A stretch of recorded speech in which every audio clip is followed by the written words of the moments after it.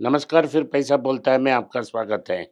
आज का सवाल का जवाब देने का दिन है। मेरे साथ विष्णु साहब हैं, वो अंग्रेजी में पूछेंगे, मैं हिंदी में जवाब दूँगा। So there are lots of questions to be asked, but as far as the comments are concerned, people are very much worried about the RBA draft rules. So what's your opinion on the RBA draft rules? And they've given around 9 rules. आप ये एक-एक पूछें, मैं जवाब दूँगा। Okay, sir. The first rule they have pitched is 75% to LTV. ये 75% LTV का अच्छा रूल है, क्योंकि जो लोग के पास सोना पड़ा है, वो अभी नहीं लिया होगा। वो 4000, 5000, 6000 में लिया होगा। तो अभी 9000 है, मेरे हिसाब से 10,000 तक पहुँच जाएगा। सो आपने एक चीज़ को एवरेज प्राइस 5,000 में खरीदा है और आप उसको 10,000 में वैल्यू करके मुझे 7,500 की लोन दे रहे हैं, अच्छा बात है। लेकिन लोग इसलिए यूज़्ड हैं कि उन्हें 90% लोन मिले। लेकिन 90% लोन मिलने से क्या होता है कि क्विकली ऑक्शन के लिए अगर प्राइस 10% करेक्ट होती है, तो कंपनी उसको ऑक्शन में लेके जाती है और बेचती है। तो अपने आप को बचाने के लिए आरबीआई ने ये किया है कि उसको 75% किया है, ताकि आपको समय मिले कि अगर ऑक्शन भी चला जाए, आपको लोन को पे कर पैसा आपका जेवर निकालने के लिए समय मिले, इसलिए किया है। So the second rule they have pitched is ownership proof. The ये one who's gonna pledge the gold should give ownership proof of the gold. ये सरासर बेवकूफ़ी है। किसी के पास ओनरशिप नहीं होगा कि दादा-परदादा से आने वाला सोना कि कैसे आया, कब आया। तो शायद ये एडजस्टमेंट करेंगे कि आप अपना आप हाथ में डिक्लेरेशन दे दें कि ये आपका गोल्ड है। लेकिन अगर आप डिक्लेरेशन दे दें, आपके पास आईटी आएगा और पूछेगा कि किधर से भाई किधर से मिला? तो ये संकट का सवाल है, इससे अवॉइड करना बेहतर है। So the third one is when I pledge my gold, the bank or the NBFC should give me, will be giving me a purity certificate. ये अच्छी बात है, क्योंकि क्या होती है, अगर आप ये एक फ्रॉड एनबीएफसी में जाते हो या कुछ बैंक में एम्प्लॉइज़ ऐसे हैं कि ये अच्छा सोना 22 कैरेट सोने को लेकर उसे फैशन ज्वेलरी से रिप्लेस कर लेते हैं और नेकेड आई से पता नहीं लगाता है। उसके बाद केस कचहरी हो जाती है। लेकिन अगर आपको बैंक और एनबीएफसी ने प्योरिटी सर्टिफिकेट दे दी, तो उन्होंने देखा है, एग्ज़ामिन किया है कि ये अच्छा सोना है, तो वापस वो नहीं बोल सकते हैं, हम रिस्पॉन्सिबल नहीं हैं। तो अगर आप सर्टिफ़िकेट देकर ले लेते हैं और ये आपका एम्प्लॉयी कुछ फ्रॉड करता है, रिस्पॉन्सिबिलिटी आप पे ही होगा। Okay. The fourth one is as far as jewels and utensils is concerned, it should be around 22 carat or it should be about 22 carat is what they say. या If it is at 18 carat, it will be pegged to 22 carat. सो ये क्या कर रहे हैं कि आपको सोना नहीं खरीदने दे रहे हैं, क्योंकि अगर आप सोना खरीदेंगे तो ये डेड हो जाएगा। सो डेड इन्वेस्टमेंट डॉलर से देश के बाहर जाया जाएगा और सोना बैंक लॉकर में रहेगा, वो कैपिटल सर्कुलेशन में नहीं होगा। आज फैशन हो रहा है कि आप 18 कैरेट का सोना ले लें, क्योंकि 22 कैरेट सोना बहुत कॉस्टली है। तो ये आपको ये दे रहे हैं कि अगर आपके पास एलटीवी हिट हो जाएगा, मैं एक्सपेरिमेंट के लिए बोलता हूँ, वो 18 कैरेट गोल्ड को अगर 22 कैरेट गोल्ड में कन्वर्ट करते हैं, तो उसका वैल्यूएशन कम आता है, तो एलटीवी भी कम आ जाएगी। सो अगर आप 10,000 का 18 कैरेट गोल्ड रखते हैं, तो आपको 7,500 के बदले 6,000 टू 5,500 ही मिलेगा। तो ये बोल रहे हैं 22 कैरेट के अगेंस्ट 75% और इनडायरेक्टली बोल रहे हैं 18 कैरेट के लिए 55 से 50 से 55%। वो अगर वो वैल्यू डिराइव करते हैं 22 कैरेट कन्वर्ट कर 50 से 55% आएगा। Okay.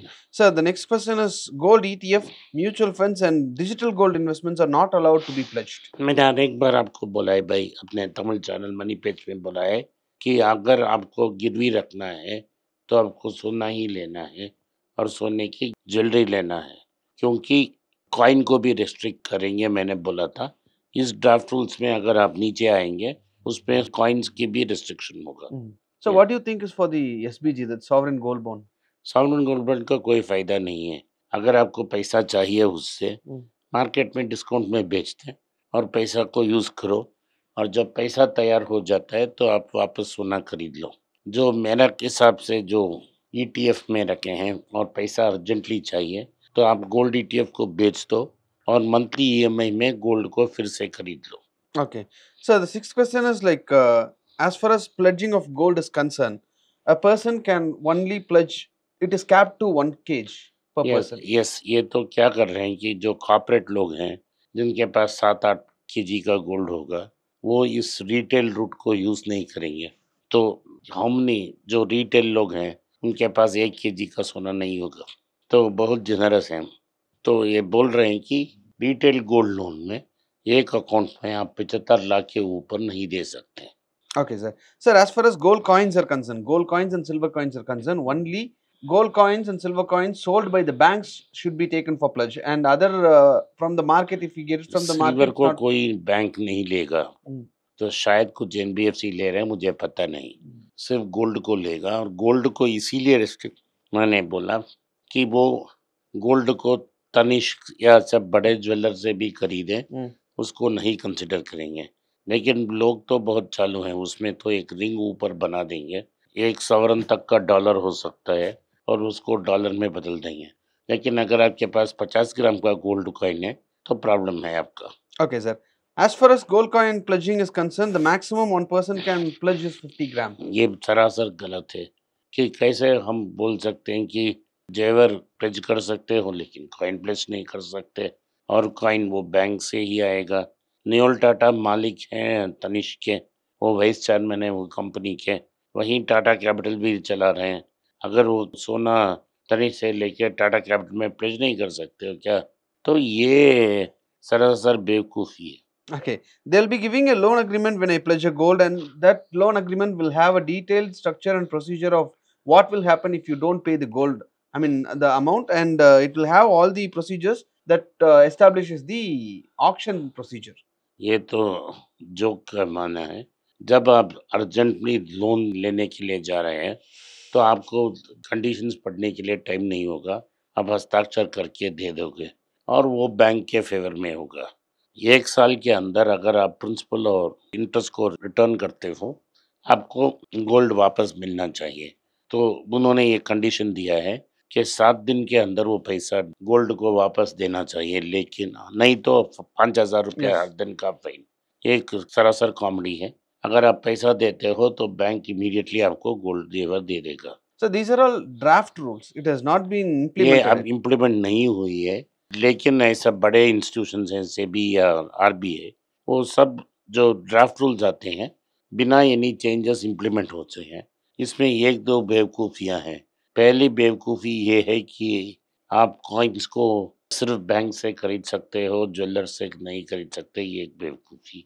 दूसरी बेवकूफ़ी ये है कि 50 ग्राम का लिमिट है। Hmm. तो गवर्नमेंट हर कोशिश कर रही है कि आपको गोल्ड को अनअट्रैक्टिव बनने के लिए, लेकिन ऐसे कॉस्मेटिक चेंजेस अगर आप करते हो तो एनबीएफसी को छोड़ के साहूकार का पास जाएगा।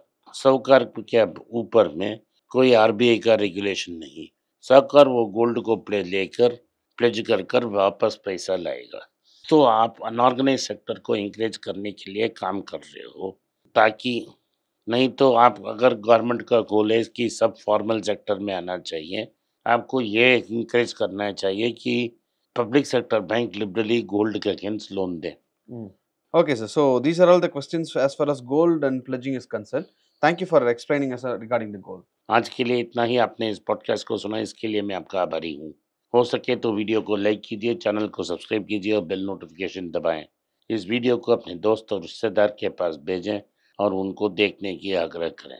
नमस्कार, धन्यवाद, जय हिंद।